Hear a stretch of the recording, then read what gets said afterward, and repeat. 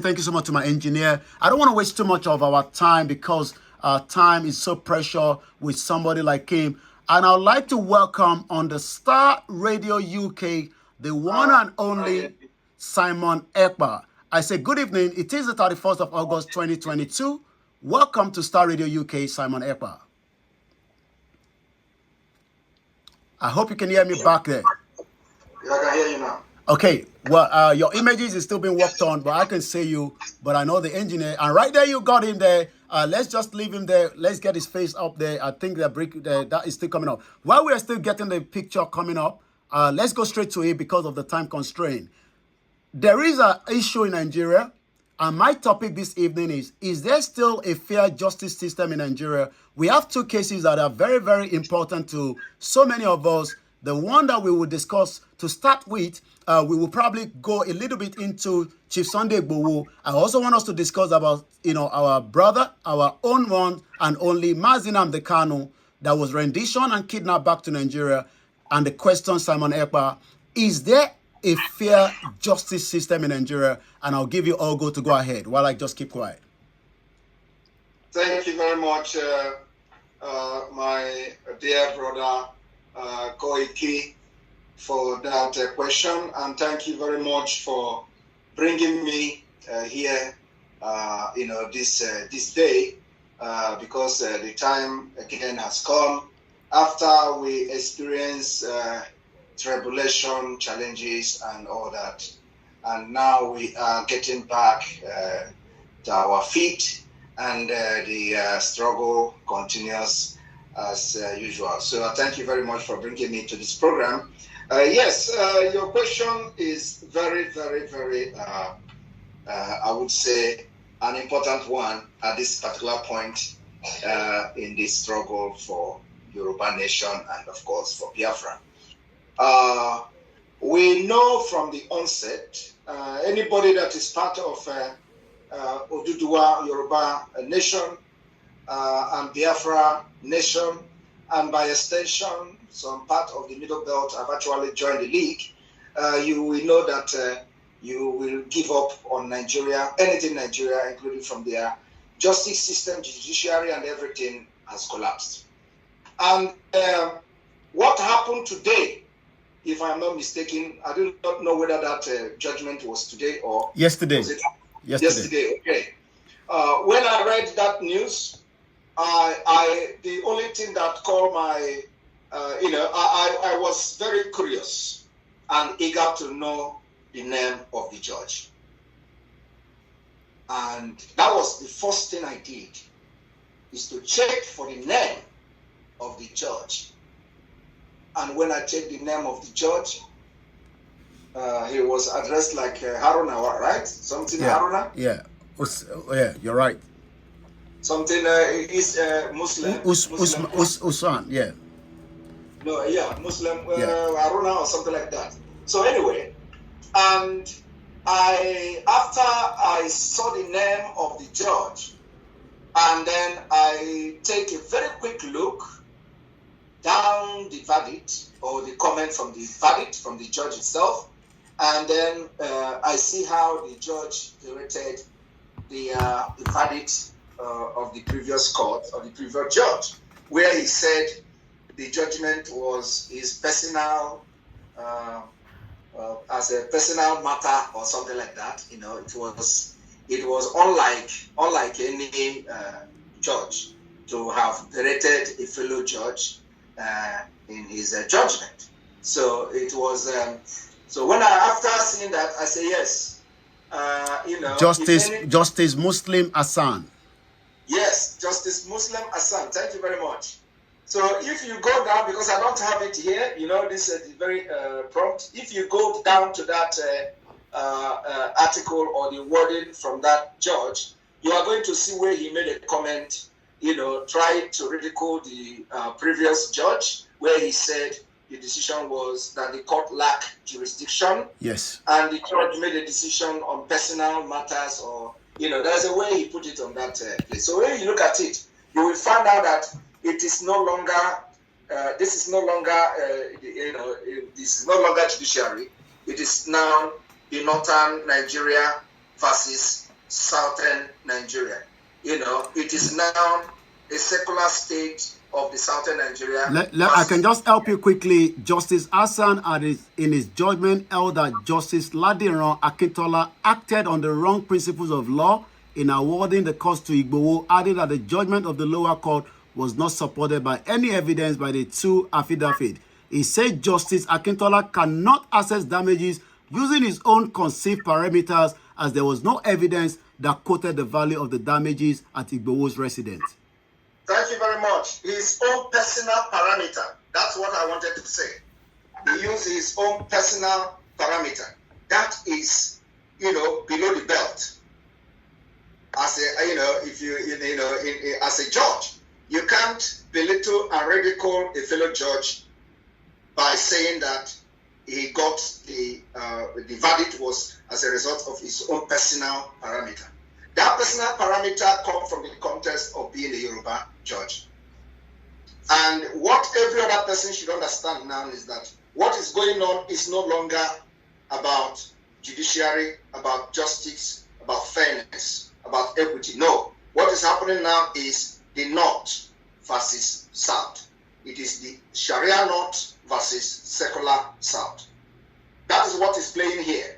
So they say if the Oduduwa judge have given, because the evidences are there.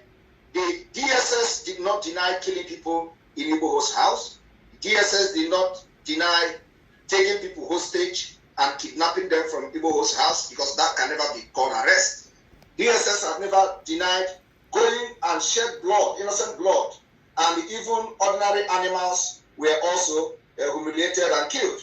So it is no court gave that particular order for the DSS to kill people extrajudicially. So, and the evidences are there. You don't need to go and start investigating. Who came to Igboho's house to kill people?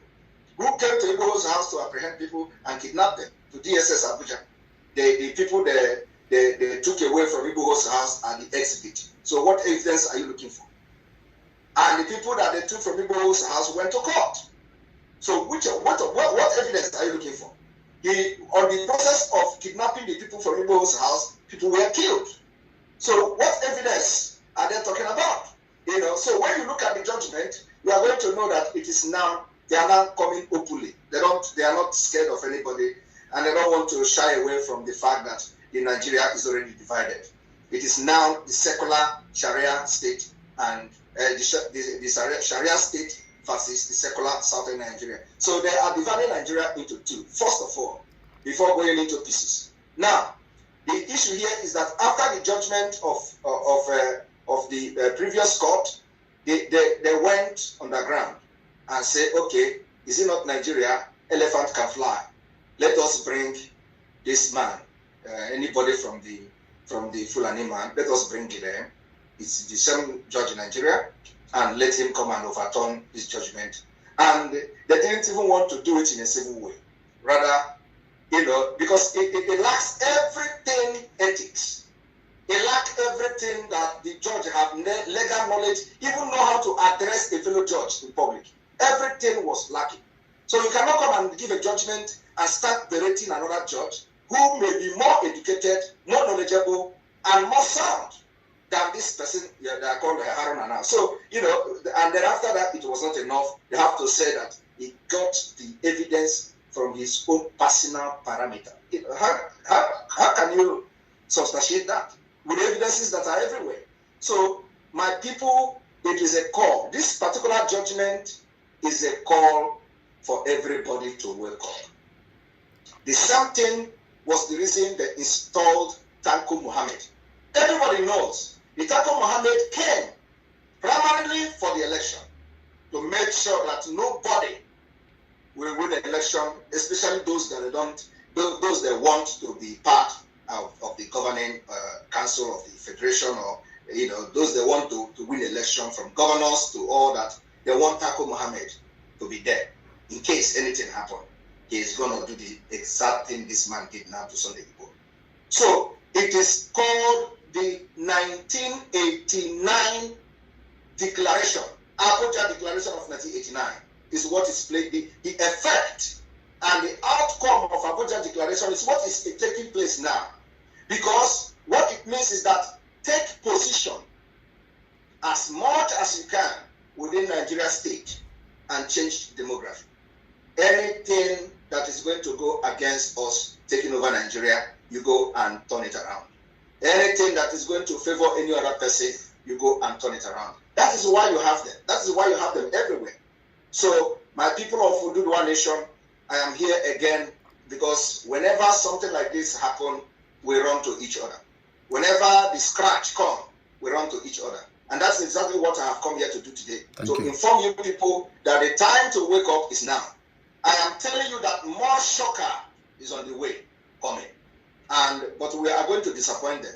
Because this time around, we are equal to the task. This is not like 19, whatever they deceived our parents, deceived our elder people, and they install hatred amongst us and all that, and they make us to fight each other. It will never happen again. So this particular thing they did to Sunday Igboho is going to come to everybody that don't believe that Nigeria has collapsed. You can't have such thing, such statement as a verdict from somebody from northern Nigeria to come to Yoruba land and give you a verdict. Can you have a delay to go to Kano and sit in Kano there and say and pronounce Ganduje a corrupt? Can Adenika go to Kano and pronounce Ganduje's verdict and nullify it? Can Femi Falana go to northern Nigeria? All this why Femi Falana has been very active and advocate of human rights advocacy and all that. Have you ever heard that Femi Falana went to Kano in court and nullified and defended somebody very well and all that? I don't think I have ever heard about that. Have you ever heard about it? No, not at all. Yeah. So ask yourself, is the Femi Falana human rights activist ending in Abuja and Lagos? Is Kano not part of Nigeria? This is a question that people should be asking. I have never ever in my life heard that Femi Falana was in Kano State in court. Okay. So why is that not possible? Because I know you're very out of time, and just before you go, let's touch quickly rendition kidnapping of Mazi Nnamdi Kanu last year, and yet they are still running away from their same court process.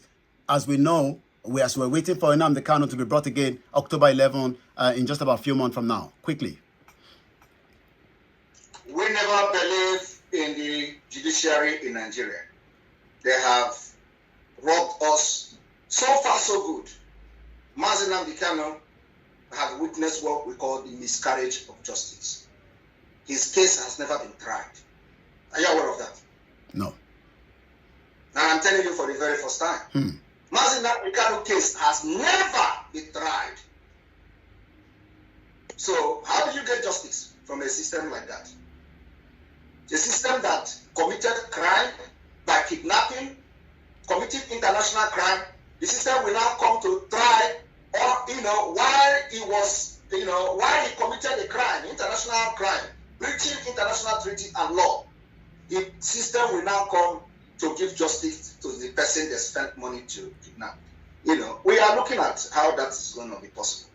But what we are telling Nigeria government, the Fulani Nigeria government, is that we are going to treat them the same with equal force. The same way they are doing what they are doing Mazi Nnamdi Kanu today, they are going to receive it even times 2 from Biafrans. Our madness is coming. They are going to see our madness very soon. This is not. This is on record and this is live. The way they have treated Mazi Nnamdi Kanu and every Biafran, and of course, by extension, all southern Nigerians, we are going to deal with them very soon. Our madness is coming. We are going to tell them that the madness is not only in Fulani blood. We are mad as well. And our madness is coming very soon. It is going to shock everybody. Wow. Thank you so much for this very important. We are not expecting to get because the justice has been denied. There has been a miscarriage of justice with impunity for the past